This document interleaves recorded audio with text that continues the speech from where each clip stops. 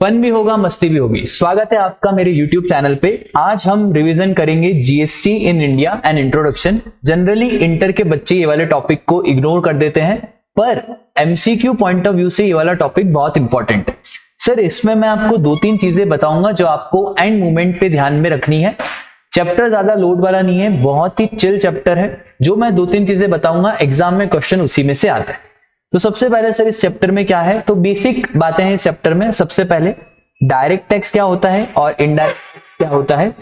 तो उम्र की इस पड़ाव पे मैं आपको बताऊं डायरेक्ट टैक्स क्या होता है, इनडायरेक्ट टैक्स क्या होता है, बहुत नाइंसाफी हो जाएगी, पर चलो फिर भी सुन लो। तो डायरेक्ट टैक्स का मतलब सिंपली ये होता है वो टैक्स जो लग भी मेरे पे रहा है और भर भी मैं ही रहा हूं, उसे कहते हैं डायरेक्ट टैक्स।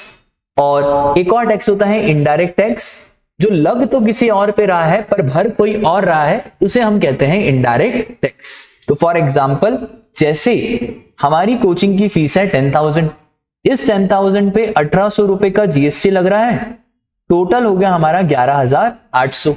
इस 11,800 में सरकार ने बोला कि जो 1,800 रुपए है ना, ये 1,800 रुपए आपको बच्चों से लेने।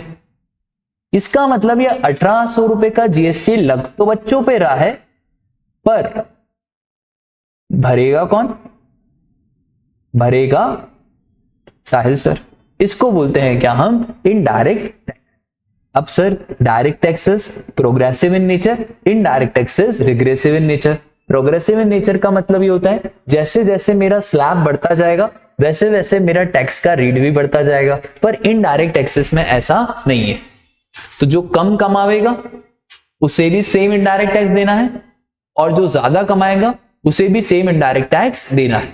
इसलिए कहा गया indirect taxes regressive in nature. दूसरी बात, सर डायरेक्ट टैक्स का बर्डन कौन बाय पर्सन, और इनडायरेक्ट टैक्स का बर्डन हम दूसरे पर्सन पे शिफ्ट कर सकते हैं। हमारे कोर्स में सर डायरेक्ट टैक्स के नाम पे इनकम टैक्स है और इनडायरेक्ट टैक्स के नाम पे है goods and service tax and custom duty. Custom duty वाला चैप्टर आप सीए फाइनल में पढ़ोगे, सीए इंटर में आपको सिर्फ क्या पढ़ना है? Goods and services tax. अब sir what are the features of indirect tax? Sir ये क्वेश्चन बिल्कुल एक होती है ना सी कैटेगरी, तो सी कैटेगरी बाद एक और कैटेगरी होती है डी कैटेगरी, जहां पे आपको कुछ देखने की भी जरूरत नहीं है। तो वो उसमें से क्वेश्चन आता है क्या? फीचर्स ऑफ इनडायरेक्ट टैक्स क्या क्या होते हैं, तो एक बार आप देख लेते हैं। इंपॉर्टेंट सोर्स ऑफ रेवेन्यू, तो सर निर्मला सीतारमन ऐसे ही थोड़ी एग्जम्पशन का चैप्टर शॉर्ट पे शॉर्ट करी जा रही है। तो बहुत ज्यादा कलेक्शन है जीएसटी का, जितना इनकम टैक्स का कलेक्शन है उतना ही हमारे जीएसटी का कलेक्शन रहता है। 2 लाख करोड़ का टारगेट महीने में है हमारे जीएसटी के कलेक्शन का, तो इतना इंपॉर्टेंट सोर्स ऑफ रेवेन्यू है। तो देखो ना यार, indirect tax contribute more than 50% of the total tax revenue. Sir indirect tax GST is goods and services tax, तो ये हमारा टैक्स लगता है गुड्स और सर्विसेज के ऊपर, ठीक है। इनकम टैक्स लगता है इनकम के ऊपर, जीएसटी लगता है गुड्स एंड सर्विसेज टैक्स, तो ये लगता है हमारा गुड्स एंड सर्विसेज के ऊपर। उसके बाद shifting of burden. Sir indirect tax में बर्डन शिफ्ट होता है, डायरेक्ट टैक्स में कोई बर्डन शिफ्ट नहीं होता है। No perception of direct pinch. No perception of direct pinch का मतलब होता है सर इनडायरेक्ट टैक्स लग भी जाता है और पता भी नहीं चलता। डायरेक्ट टैक्स का ऐसा नहीं है। At the end of the year जब मैं अपनी इनकम में से थोड़ा सा टैक्स देता हूं ना, तो इधर दिल में बहुत चुभता है, पर इनडायरेक्ट टैक्स का ऐसा है ही नहीं। आपने न जाने कितनी बार कोई ना कोई गुड्स लिया है, कोई ना कोई सर्विसेज ली है, तो आपने न जाने कितनी बार गुड्स और सर्विसेज खरीदते टाइम दुकानदार को जीएसटी भी दिया है क्या? कभी आपको चुभा क्या? तो सर इनडायरेक्ट टैक्स ऐसा है जो लग भी जाए और चुभे भी नहीं, that is no perception of direct pinch. उसके बाद इन्फ्लेशनरी, तो देखो ना यार, अगर किसी प्रोडक्ट पे जीएसटी का रेट है 18% और कल उस पे रेट कर दिया 28%, तो ऑटोमेटिकली उस कमोडिटी का रेट इंक्रीज हो जाएगा। इसे ही क्या बोलते हैं? इन्फ्लेशनरी। फिर है वाइडर टैक्स बेस। बेटा डायरेक्ट टैक्स तो बहुत ही कम बेस है, क्योंकि उसमें तो सर अगर आप 2.5 लाख से ज्यादा कमाओगे तो जाके आप टैक्सेबल पर्सन बनोगे, और इंडिया में सर 2.5 लाख रुपए साल के कमाना भी बहुत बड़ी बात है। इनडायरेक्ट टैक्स का ऐसा नहीं है, वो तो हर गुड्स, जितने भी गुड्स हैं, ये माइक हो गया, फिर ये रिमोट हो गया, जितने भी गुड्स हैं, जितनी भी सर्विसेज है, कोचिंग की सर्विसेज है, it covers all the services. ठीक है, तो इसलिए है हमारा wider tax base then promote social welfare. Sir social welfare कैसे प्रमोट करता है? बेटा वो आप खाते हो ना, क्या खाते हो? अरे वो मुकेश, जो मुकेश खाता था, ओहो हाँ सर याद आ गया, टबैको। तो राजा ये जो टबैको है ना, इसको सिन गुड्स कहते हैं। सरकार क्या करती है ना, जो सिन गुड्स होते हैं, जो सिन कैटेगरी के गुड्स होते हैं, जो हार्मफुल गुड्स होते हैं, जो देश को भला पहुंचाने के लिए नहीं है, तो सरकार उन पे जानबूझ करके 28% का जीएसटी लगाती है और ऊपर से कंपनसेशन सेस नाम का एक और टैक्स लगाती है, ताकि इन सिन गुड्स पे हम ज्यादा से ज्यादा पैसे कमा सकें और इनका यूसेज हम डिस्करेज कर सकें। That is known as what? Promotes social welfare. उसके बाद है हमारा रिग्रेसिव इन नेचर। तो डायरेक्ट टैक्स हमारा डिस्क्रिमिनेटरी है, जो ज्यादा कमाएगा उसे ज्यादा टैक्स देना पड़ेगा। इनडायरेक्ट टैक्स जीएसटी का ऐसा नहीं है। तो अंबानी का बेटा भी अगर कोचिंग पे आके कोचिंग ले रहा है तो उधर भी 18% का जीएसटी, और अगर एक गरीब माँ बाप का बेटा भी कोचिंग ले रहा है तो उधर भी 18% जीएसटी। क्या जीएसटी ऐसा डिस्क्रिमिनेट करता है कि अंबानी के बेटे से ज्यादा और इससे कम? तो यार मेरा जीएसटी बहुत ही क्यूटी पाए है, मेरा जीएसटी किसी के साथ डिस्क्रिमिनेट नहीं करता। बोलो बात क्लियर है? अब sir genesis of GST in India, सब इधर ध्यान देना, इंपॉर्टेंट है, एमसीक्यू क्वेश्चन बनता है। ठीक है, पहला एमसीक्यू इंपॉर्टेंट क्वेश्चन, कॉन्स्टिट्यूशन का 101 अमेंडमेंट एक्ट 2016 के थ्रू जीएसटी आया था, और कॉन्स्टिट्यूशन का 122nd अमेंडमेंट बिल आए 122, एक्ट की बात हो 101। ठीक है, इतनी बात आपको ध्यान रखनी है। दूसरा, सर क्या हिस्ट्री है जीएसटी की? तो थोड़ी बहुत हिस्ट्री आपको ध्यान रखनी है। तो ईयर 2000 में प्राइम मिनिस्टर ने एक कमिटी बनाई थी, FRBM committee, fiscal responsibility and budget management, जहां पे ये प्रस्ताव रखा गया कि देश में जीएसटी लाया जाए। प्रस्ताव रखने से जीएसटी थोड़ी आ जाता है। 2006 में जो हमारे फाइनेंस मिनिस्टर थे पी चिदम्बरम, तो वो फाइनेंस मिनिस्टर ने बोला था कि हम 1 अप्रैल 2010 से जीएसटी लाएंगे। फिर सर आ गया क्या जीएसटी? नहीं। फिर हमारे अरुण जेटली जी आए और अरुण जेटली जी ने एक बिल निकाला 2014 में, 122nd अमेंडमेंट बिल।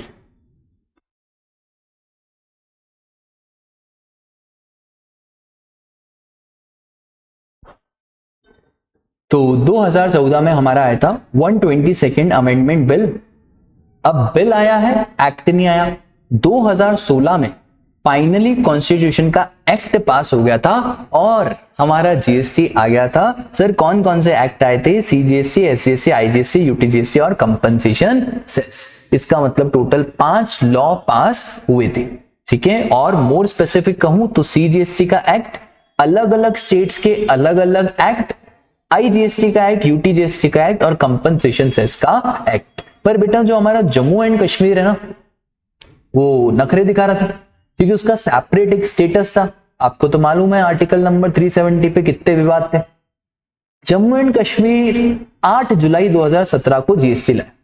ठीक है, तो सारे स्टेट्स तो 1 जुलाई को लेके आ गए, पर हमारा जम्मू एंड कश्मीर कब लेके आया था? 8 जुलाई 2017। फ्रांस पहली कंट्री थी जो वैट जीएसटी को लेके आई थी। सर कौन से सन में? 1954 में। इसके बाद सर आखिरकार ये जीएसटी क्या है? तो जीएसटी क्या है वो समझने से पहले आप इस एग्जाम्पल पे आ जाओ। सपोज करो मैन्युफैक्चरर, डिस्ट्रीब्यूटर, रिटेलर और कंज्यूमर। राजा मैन्युफैक्चर की कॉस्ट है 1 लाख, इसने जीएसटी चार्ज करा कितना? 18%। टोटल हो गया हमारा कितना? 1,18,000। अब क्योंकि ये मैन्युफैक्चरर है तो इसको कोई आईटीसी नहीं मिलेगा। ठीक है, अभी आपको ये तो समझाने की जरूरत नहीं है कि आईटीसी क्या होता है, क्योंकि क्लास में हमने ये सारे टॉपिक बहुत डिटेल में डिस्कस करे थे। तो यार आईटीसी इसको नहीं मिलेगा। अब ये गवर्नमेंट को कितना पे करेगा, तो ये गवर्नमेंट को पे करेगा कितना, 18,000। ठीक है, तो जनरली क्या होता है मैं शॉर्ट में बता देता हूं, आउटपुट टैक्स लायबिलिटी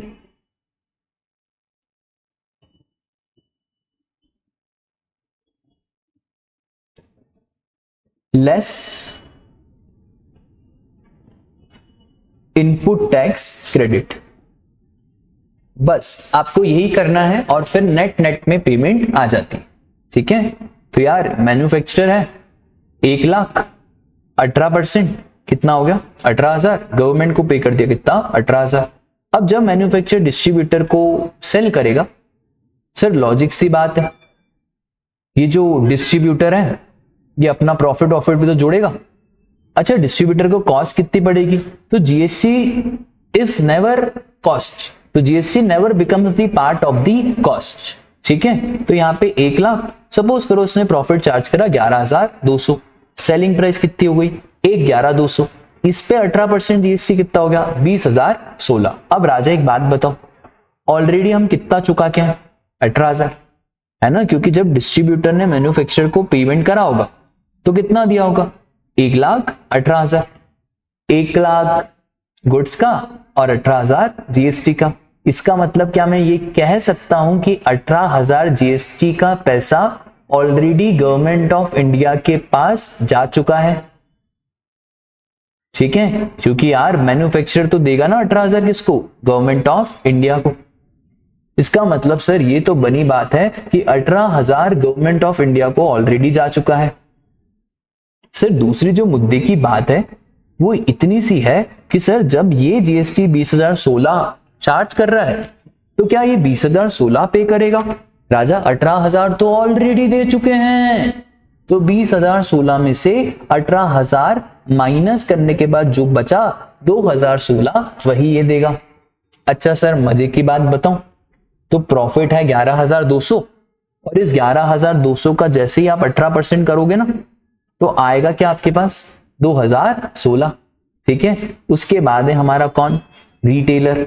तो उसके बाद जब हमारा रिटेलर है सर उसका कैसा क्या करना है, तो रिटेलर का तो बहुत ही सिंपल है, वापस से 11,200 क्योंकि जीएसटी कॉस्ट का पार्ट नहीं बनेगा, 11 फिर प्रॉफिट 1,32,740, इसके बाद जीएसटी आया 18%। अब राजा एक बात बताओ, रिटेलर ऑलरेडी डिस्ट्रीब्यूटर को कितना दे के आया है, तो सर रिटेलर ने डिस्ट्रीब्यूटर को जब दिया होगा ना तो 11,200 दिया होगा प्लस 20,016 दिया होगा जीएसटी के नाम का। अब 24,451.20 माइनस 20,016 तो ऑलरेडी देखे है, तो बचा कितना 4,435.20, बस ये गवर्नमेंट को देना है। अच्छा सर वैल्यू एडिशन कितना हुआ है, तो यार वैल्यू एडिशन भी हुआ है 24,640, इसका 18% हो गया 4,435.20। वैल्यू एडिशन का मतलब जनरली ये होता है कि सामने वाले ने कितने ओवरहेड्स लगाए, कितने इनडायरेक्ट एक्सपेंसेस लगाए, कितना प्रॉफिट जोड़ा, सामने वाले ने कितनी क्या वैल्यू ऐड करी।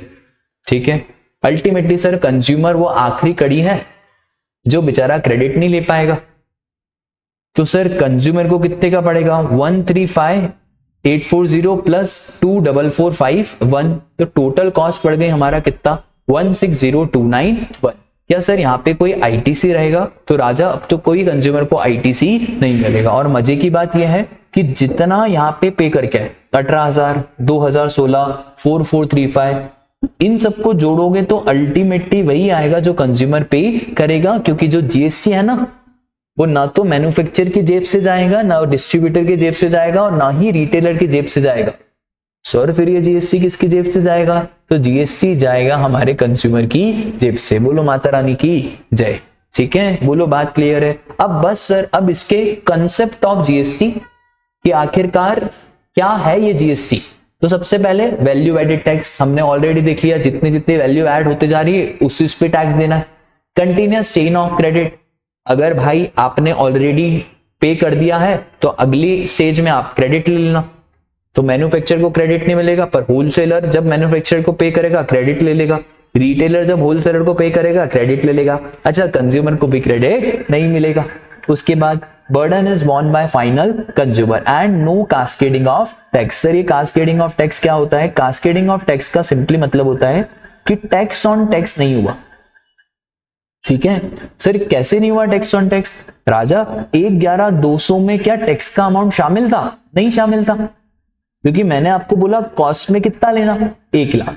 अगर मैं 1,18,000 लेता तो दिक्कत हो जाती, तो फिर पता है क्या हो जाता? टैक्स ऑन टैक्स हो जाता। तो यहाँ पे टैक्स ऑन टैक्स नहीं हुआ, उसी चीज को बोलते हैं हम क्या? Cascading effect. तो that is no cascading of taxes. बोलो बात क्लियर है क्या? चलो आगे बढ़ते हैं। सर क्यों जीएसटी आया? कोई तो वजह रही होगी ना जीएसटी आने की। तो यार पुराने टैक्सेस में जो कमी थी उसको दूर नहीं कर पा रहे थे, तभी जन्म हुआ था किसका? गुड्स एंड सर्विसेज टैक्स का। तो सर आखिरकार पुराने टैक्सेस, पुराने सिस्टम में क्या क्या कमी थी? तो यार सबसे पहले कमी थी कि हमें यही नहीं समझ में आता था कि गुड्स किसको बोले, सर्विसेज किसको बोले। जैसे सॉफ्टवेयर, तो सॉफ्टवेयर गुड्स है कि सर्विसेज है? अगर सर आप उसको गुड्स मान लोगे तो फिर टैक्स लगाना पड़ेगा, सर्विस मान लोगे तो वापस टैक्स लगाना पड़ेगा। रेस्टोरेंट पता ही नहीं चल रहा है गुड्स है कि सर्विसेज है। इस चीज को बोला जाता था क्या? Double taxation. डबल टैक्सेशन का मतलब क्या होता है कि सर गुड्स एंड सर्विसेज का डिफरेंस ही मालूम नहीं पड़ता था। ठीक है, एक और चीज देखो, पहले क्या होता था? 1,000 रुपए की वैल्यू, इस पे 12.5% एक्साइज ड्यूटी लगी, टोटल हो गया 125। अब सर हमने जैसे ही टोटल करा तो हो गया 1125। एक्साइज ड्यूटी हमारी लगती थी मैन्युफैक्चरिंग पे। फिर वैट, जब हम इंट्रा स्टेट सेल करते थे तो हम क्या लगाते थे? वैट। अब भाई वैट जब आप लगा रहे हो तो आप वैट किस पे लगा रहे हो? 1125। और यार 1125 में तो 1,000 रुपए प्लस 125 रुपए, इसका मतलब जब ये 160.88 वैट लगा तो सर इसमें तो 1,000 रुपए पे भी लग गया, जैसे 14.30 तो 143 इस पे लग गया, और 125 का 14.30 17.87 ये इस पे लग गया। अभी दिक्कत किस बात की है? सर ये तो सरासर जागती है। क्यों भाई? 125 पे आपने वापस से टैक्स लगा दिया। This is what? Tax on tax. This is what? Cascading effect of tax. आई बात समझ में? तो यार ये तो बहुत बड़ा प्रॉब्लम था। इसी कास्केडिंग इफेक्ट ऑफ टैक्स की वजह से ही जीएसटी को आना पड़ा। सर आखिरकार यहां पे क्रेडिट क्यों नहीं दिया? राजा क्रेडिट इसलिए नहीं दिया ना क्योंकि एक्साइज ड्यूटी सेंट्रल गवर्नमेंट का टैक्स है,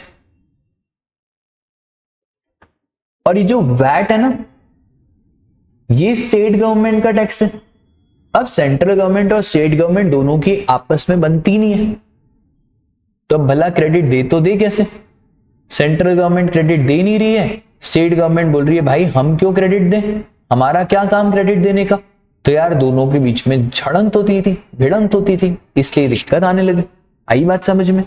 तो यार पहले जो एक्साइज था उसी को बोलते थे हम क्या? CENVAT, central value added tax. तो excise is known as what? CENVAT. और ये सेनवेट का जो सिस्टम था वहां पे सर सेंट्रल गवर्नमेंट के जो भी टैक्सेस है उसका आपको क्रेडिट मिल जाता था। ठीक है, बहुत बढ़िया। तो सेनवेट में दिक्कत क्या आई थी कि सर सिंपल सी दिक्कत है कि सेंट्रल गवर्नमेंट के तो टैक्सेस का क्रेडिट मिल रहा है, पर what about state level VAT? ये प्रॉब्लम आई। फिर सर एक और सबसे बड़ी प्रॉब्लम आई कि अगर हमारा एक डीलर है दिल्ली में, वो गुड्स खरीद रहा है कहां से? पंजाब से, क्योंकि ये इंटर स्टेट है, पंजाब अलग दिल्ली अलग। तो इंटर स्टेट पे पहले चार्ज होता था CST, that is central sales tax. तो 1000 और 20 टोटल हो गया कितना? 1020। ये 20 रुपए किसका है? सीएसटी का। अब ये क्या कर रहा है ना दिल्ली वाला, दिल्ली वाला इसको दिल्ली में ही बेच रहा है 1200 रुपए में। अब 1200 रुपए के ऊपर सर वैट चार्ज करो 12.5%, 150। अब कायदा तो ये कहता है कि जब ये पे करे तो 150 में से 20 130 पे करे, पर सर दिक्कत पता है कहां आ गई, ये CST was origin based tax. Origin based tax का मतलब ये होता है कि जो 20 रुपए हैं कौन सी सरकार के पास गए, पंजाब सरकार के पास। ये जो वैट है 150 रुपए, ये किसको देना है सर, ये 150 रुपए का जो वैट है ना, ये तो दिल्ली सरकार को देना है। अब दिल्ली सरकार बोल रही है कि भाई हम आपको 20 रुपए का क्रेडिट कैसे दे दें, क्योंकि जो पैसा हमारे पास आया ही नहीं है उसका क्रेडिट हम आपको कैसे दे दें। लॉजिक की बात। तो सर ये भी पॉसिबल नहीं था।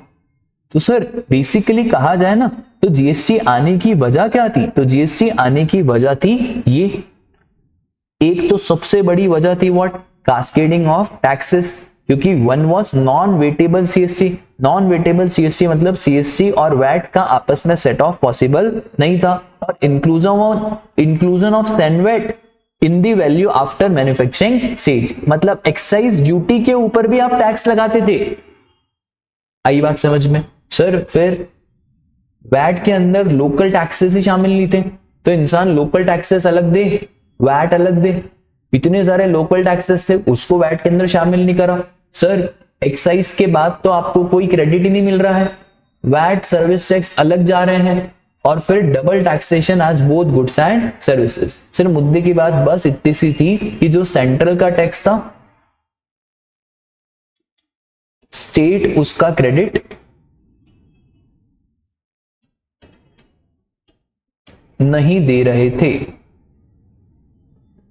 ठीक है, एंड वाइसा वर्सा, ठीक है। सर सेंट्रल के कौन कौन से टैक्स थे, तो राजा एक्साइज हमारी सेंट्रल का टैक्स था, सर्विस टैक्स सेंट्रल गवर्नमेंट का टैक्स था, सीएसटी सेंट्रल गवर्नमेंट का टैक्स था, और सर स्टेट, तो स्टेट का बहुत ही फेमस हमारा VAT value added tax state का था, और बहुत सारी लोकल लेवीज थी जो लोकल गवर्नमेंट चार्ज करती थी, ठीक है।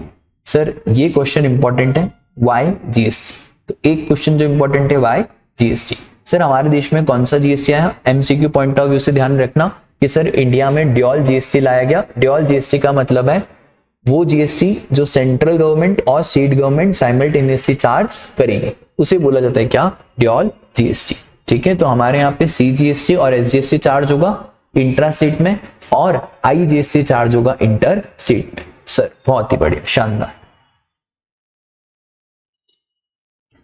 फिर सर ये बेसिक सी बातें हैं हम ऑलरेडी कर चुके हैं, मैं एक बार वापस से बता देता हूं। दिल्ली,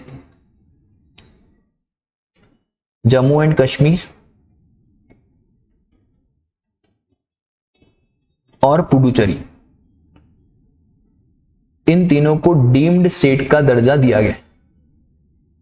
डीम्ड स्टेट का मतलब होता है अगर दिल्ली से दिल्ली ट्रांजैक्शन हो रहा है तो सीजीएसटी और एसजीएसटी चार्ज करो, जम्मू से जम्मू चार्ज हो रहा है तो भी सीजीएसटी और एसजीएसटी चार्ज करो, और पुडुचेरी से पुडुचेरी ट्रांजैक्शन जा रहा है तो भी सीजीएसटी और एसजीएसटी चार्ज करो, ठीक है। तो सर आखिरकार फिर यूटी जीएसटी कब चार्ज करें, तो UT GST Andaman and Nicobar island, Lakshadweep, Ladakh, Dadar and Nagar Haveli and Daman and Diu, अब ये मर्ज हो चुके हैं, और चंडीगढ़। अगर माल चंडीगढ़ से चंडीगढ़ जा रहा है तो सीजीएसटी और यूटी जीएसटी चार्ज होगा। बोलो माता रानी की जय। सर एक बात बताओ, अगर दिल्ली और जम्मू एंड कश्मीर, तो राजा ये तो बात हम ऑलरेडी कर चुके हैं ना कि अगर दो स्टेट हो, एक स्टेट और यूनियन टेरिटरी हो, दो अलग अलग यूनियन टेरिटरी हो, तो उस केस में तो हम आईजीएसटी चार्ज करते हैं। सर आखिरकार गुड्स और सर्विसेज को क्लासिफाई कैसे करते हैं, तो क्लासिफाई करा जाता है on the basis of harmonise system of nomenclature. बस आपको ध्यान रखना है harmonise system of nomenclature MCQ point of view से पूछ सकता है। सर यूटिलाइजेशन ऑफ क्रेडिट, और ये यूटिलाइजेशन ऑफ क्रेडिट तो हम कितनी बार सीख चुके हैं। सीआईएस, सबसे पहले आई से आई, फिर पहले आई को खत्म करो, पहले इस्तेमाल करो, फिर विश्वास करो, ठीक है। तो पहले किसको करो, आई को खत्म करो, फिर तो पहले आई से आई, फिर आई से सी या आई से एस, जैसी आपकी इच्छा हो वैसे कर देना, कोई दिक्कत की बात नहीं है। फिर राजा सी से सी, और अगर आपका सी बच जाए तो सी से आई, फिर एस से एस, और फिर अगर एस बच जाए तो एस से आई। क्या सी और एस का आपस में यूटिलाइजेशन पॉसिबल है? तो सॉरी माय डियर फ्रेंड्स, सी और एस का आपस में यूटिलाइजेशन पॉसिबल नहीं है। अच्छा, जब जब मैं एस बोल रहा हूं तो बाय डिफॉल्ट हम यू को भी साथ में ले रहे हैं, ठीक है। उसके बाद ये बेसिक है कि कब इंट्रा होगा तो सी और एस चार्ज करेंगे, इंटर होगा तो आईजीएसटी चार्ज करेंगे। एक और चीज आपको समझा देता हूं। एक चीज क्या है कि आखिरकार रेवेन्यू कैसे ट्रांसफर होता है between state and centre.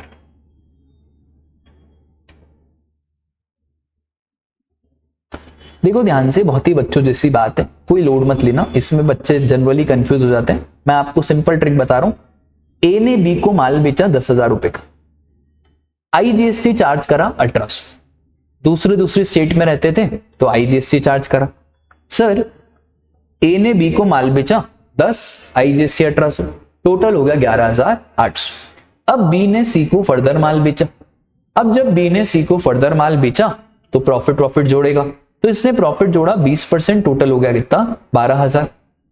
CGST 9%, SGST 9%, 1,080, 1,080, total हो गया कितना? 14,160। अब देखो सीजीएसटी 1,080, तो सबसे पहले तो मैंने आपको अभी सिखाया यूटिलाइजेशन। मेरे पास आईजीएसटी पड़ा है 1800, तो यार सर आप इसको यूज कर लो। तो 1800 में से 1,080 मैंने यूज करे, बचा कितना? नील। अब सर एक बात बताओ, एसजीएसटी भी 1,080 पे करना है, पर अब मैं यूज कितना कर पाऊंगा? 1800 में से ऑलरेडी मैंने 1,080 तो यूज कर लिया, इसका मतलब है बचा कितना? 720। तो मैं 720 यूज कर लूंगा, इसका मतलब है नेट में 360 रुपए स्टेट गवर्नमेंट को चले जाएंगे। अब देखो दो ट्रांजैक्शन, एक ट्रांजैक्शन ए से बी के बीच में, ए से बी के बीच में कमाया किसने सर? आईजीएसटी ने कमाया 1800। तो मैंने यहां पे लिख दिया ए से बी का ट्रांजैक्शन, और किसने कमाया? सेंट्रल गवर्नमेंट, क्योंकि आईजीएसटी सेंट्रल गवर्नमेंट। अब बी टू सी के ट्रांजैक्शन में सर पता है किसने कमाया? तो बी टू सी के ट्रांजैक्शन में स्टेट गवर्नमेंट ने कमाया 360। सर एक बात बताओ, आपने यहां पे खेल कर दी। क्या खेल कर दी सर आपने यहां पे? एसजीएसटी पे करने के लिए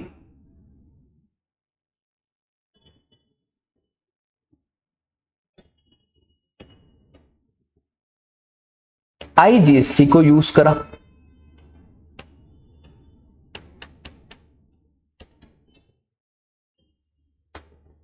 अब लॉजिकली बताना भाई, ये नाराज नहीं हो जाएंगे एसजीएसटी वाले?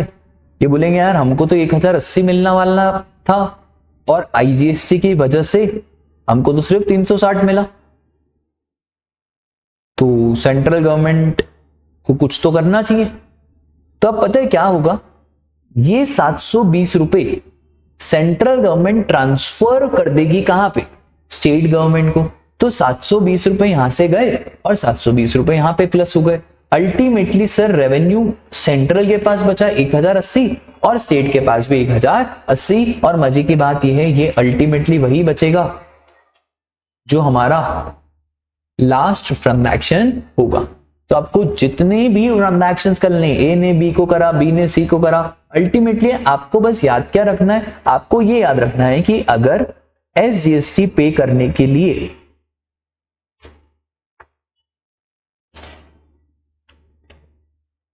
आईजीएसटी यूज करा तो सीजी एसजी को कंपनसेट करेगा। सर उल्टा भी तो हो सकता है। हाँ उल्टा भी हो सकता है। आईजीएसटी पे करने के लिए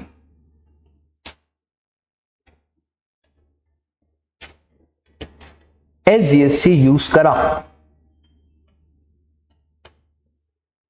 तो एसजी सीजी को कंपनसेट करेगा। बोलो माता रानी की जय। आया समझ में? तो बहुत ही सिंपल है, कोई लोड लेने की जरूरत नहीं।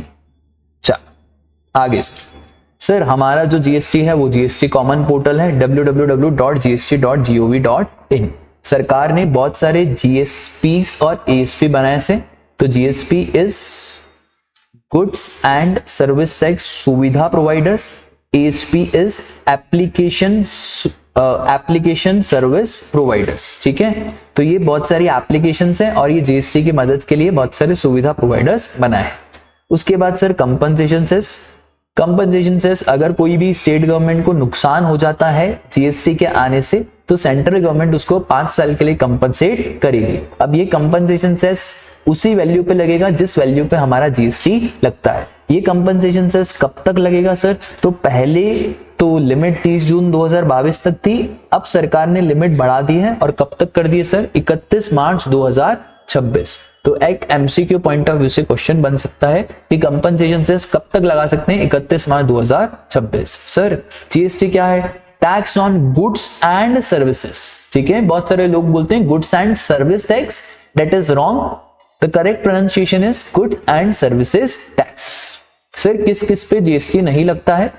तो सर अभी तो सब पे ही जीएसटी लगता है, but alcoholic liquor for human consumption, petroleum crude, diesel, petrol, ATF that is aviation turbine fuel and natural gas, इन सब पे जीएसटी की बात नहीं होती है। क्यों नहीं होती है सर?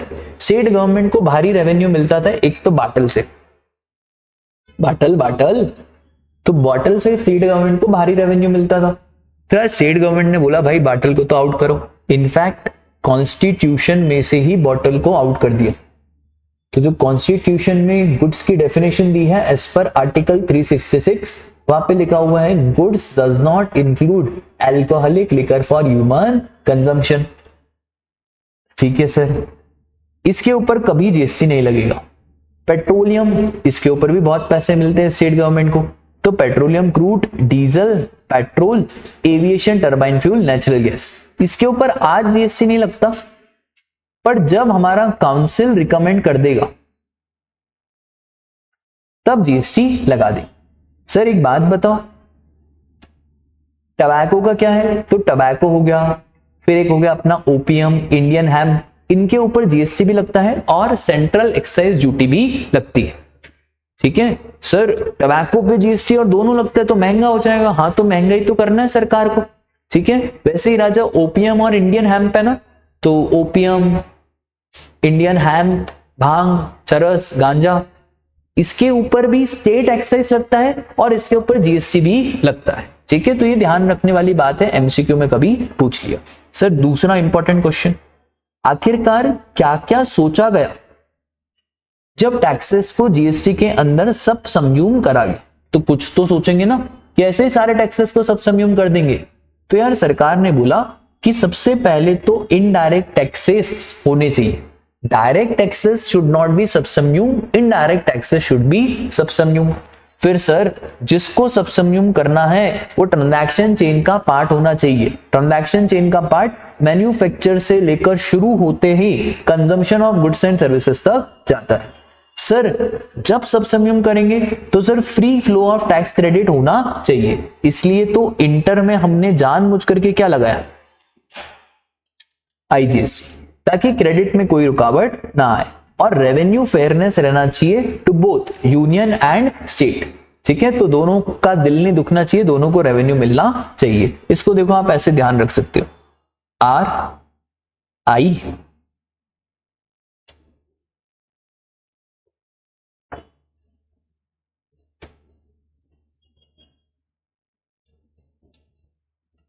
हाँ, तो आप इसको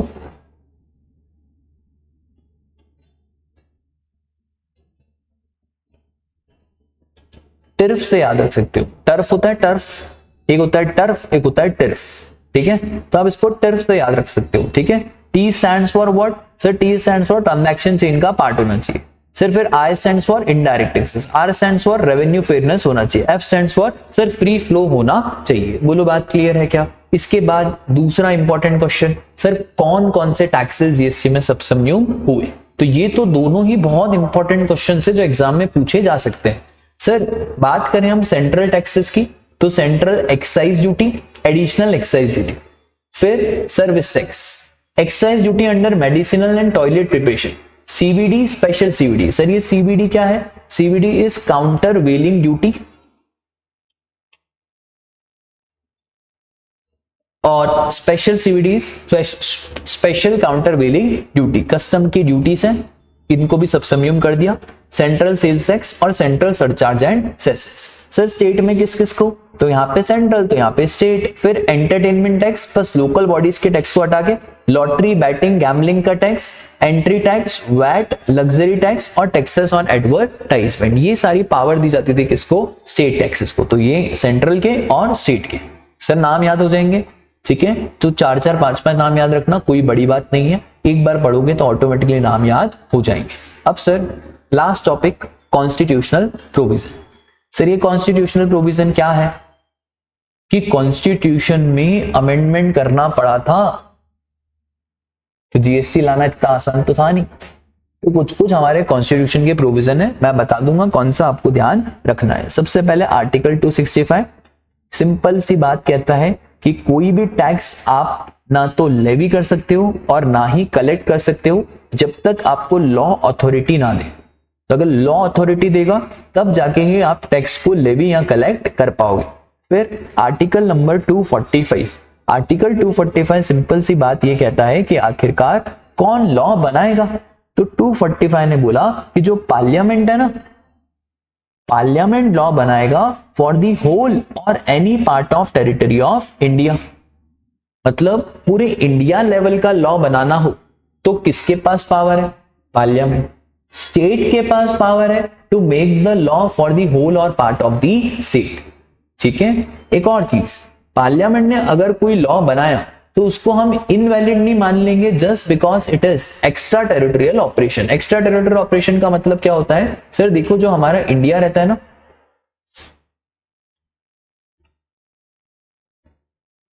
ये मेरा इंडिया, यहां से लेकर 12 नॉटिकल माइल्स तक TW है, इसके बाद 188 नॉटिकल माइल्स तक एक्सक्लूसिव इकोनॉमिक जोन।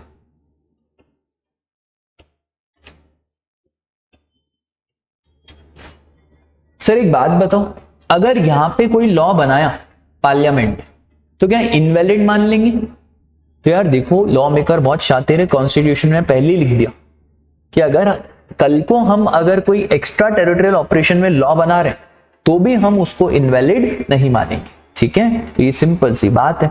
अब सर आर्टिकल नंबर 246, तो आर्टिकल नंबर 246 आया इसलिए है कि वो ये बताता है कि सेंट्रल गवर्नमेंट कौन से लॉ बनाएगी, स्टेट गवर्नमेंट कौन से लॉ बनाएगी। तो 3 लिस्ट होती है, union list, state list, concurrent list. ये वाली लिस्ट आपने डायरेक्ट टैक्स में भी पढ़ी होगी। यूनियन लिस्ट सर वो सारे मैटर्स जहां पे पार्लियामेंट के पास एक्सक्लूसिव राइट है to make the laws. State list वो सारे मैटर्स जहां पे स्टेट गवर्नमेंट के पास राइट है लॉ बनाने का। और कॉन्करेंट लिस्ट जहां पे सेंट्रल और स्टेट गवर्नमेंट दोनों के पास राइट है लॉ बनाने का। जीएसटी के लिए हमें दोनों को पावर्स देनी थी, राइट की पावर्स भी, कलेक्शन की पावर्स भी। इसके लिए हमने आर्टिकल 246 को अमेंड करा और हम लेके आए आर्टिकल 246A। तो ये बिल्कुल ध्यान रखने वाली बात है कि जीएसटी के लिए खास आया था आर्टिकल 246A, जो साइमल्टेनियसली पावर देता है सेंट्रल और स्टेट गवर्नमेंट को एक टैक्स चार्ज करने की, जिसका नाम है goods and services tax. Sir कौन सा अमेंडमेंट हुआ था? तो राजा अमेंडमेंट हुआ था मेरा 101 अमेंडमेंट एक्ट 2016, ठीक है। तो सर आखिरकार कॉन्स्टिट्यूशन में अमेंडमेंट क्यों आया था?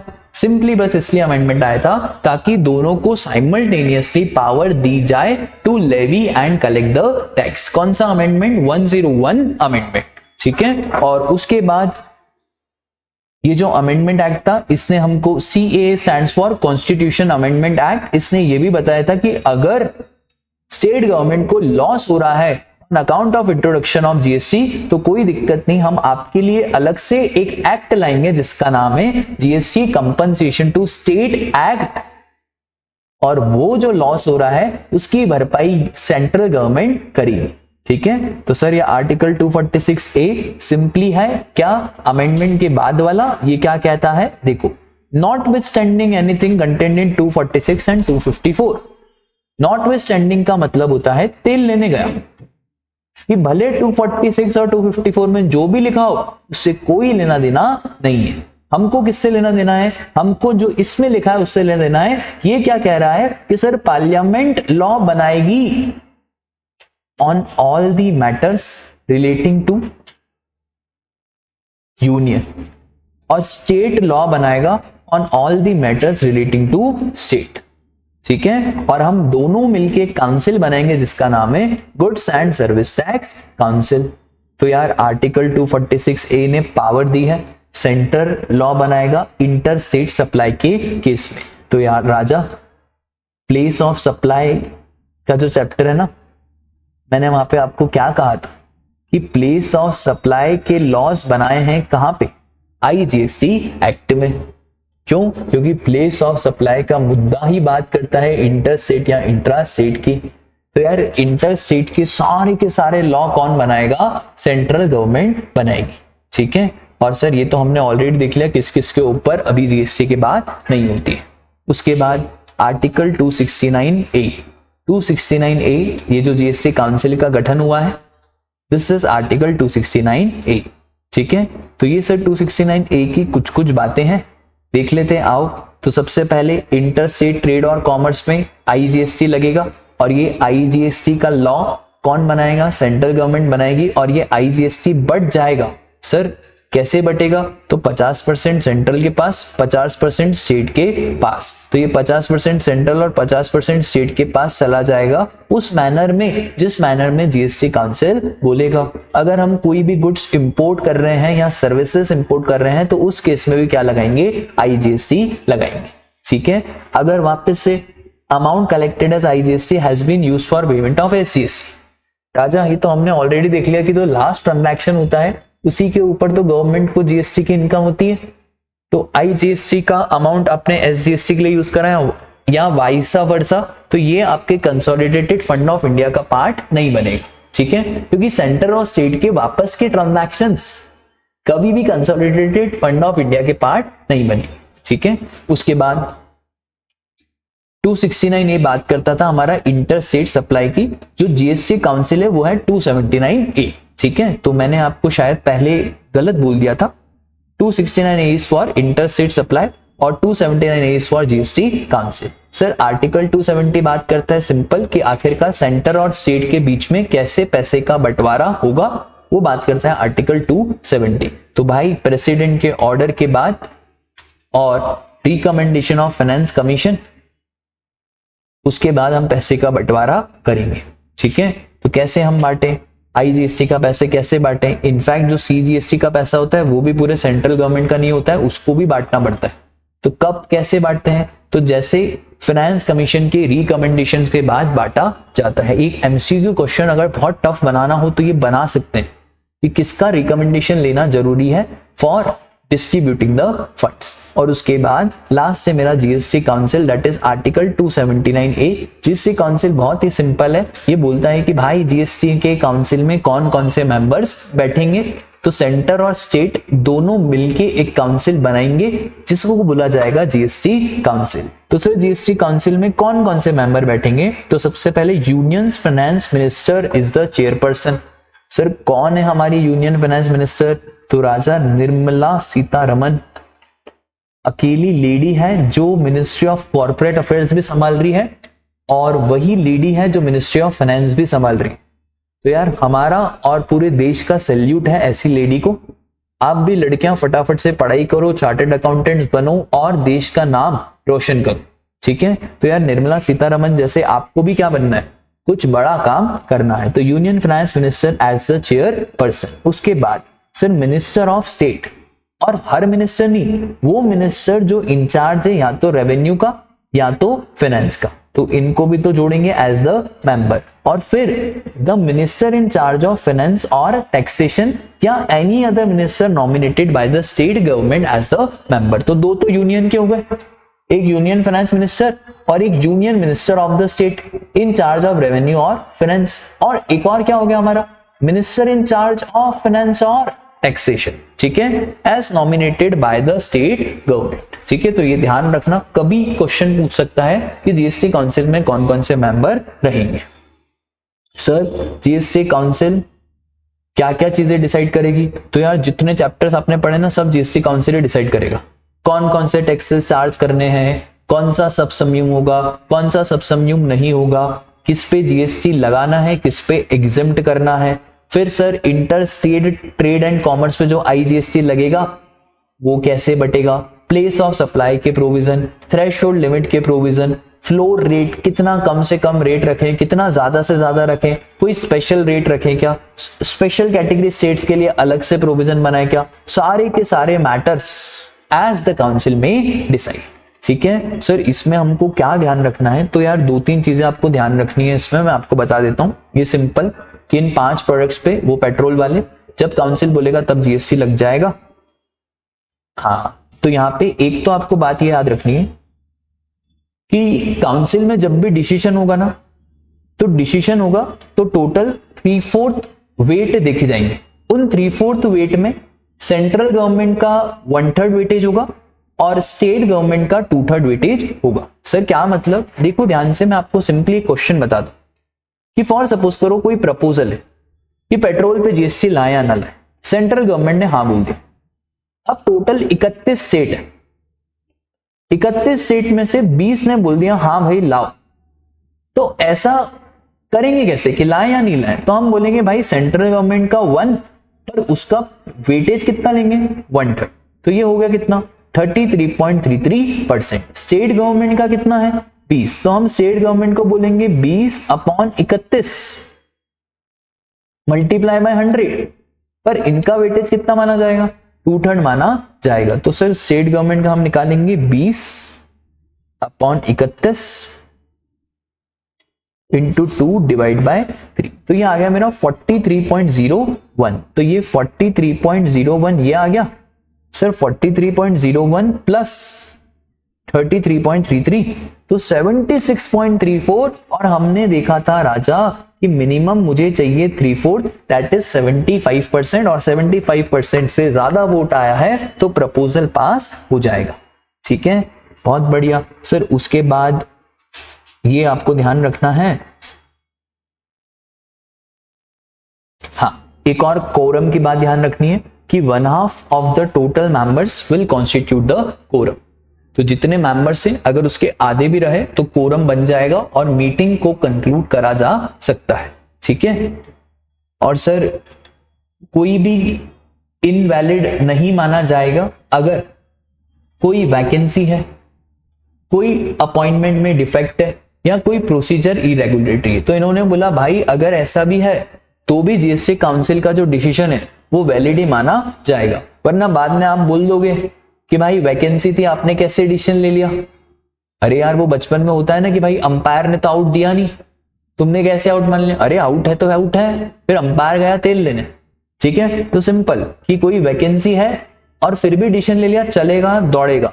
सर आपने पर्सन का जो अपॉइंटमेंट करा है वो रूल्स रेगुलेशन के हिसाब से नहीं करा है, फिर डिसीजन ले लिया, चलेगा चलेगा, कोई दिक्कत की बात नहीं है। और अगर जो प्रोसीजर में अगर 4 स्टेप्स दी थी आपने 2 स्टेप पे फॉलो करी तो भी चलेगा, हाँ सर तो भी चलेगा, कोई दिक्कत की बात नहीं है। और अगर कोई भी झगड़ा हो जाता है तो झगड़ा सॉल्व करने के लिए आप जीएसटी एक मैकेनिज्म बनाएगा।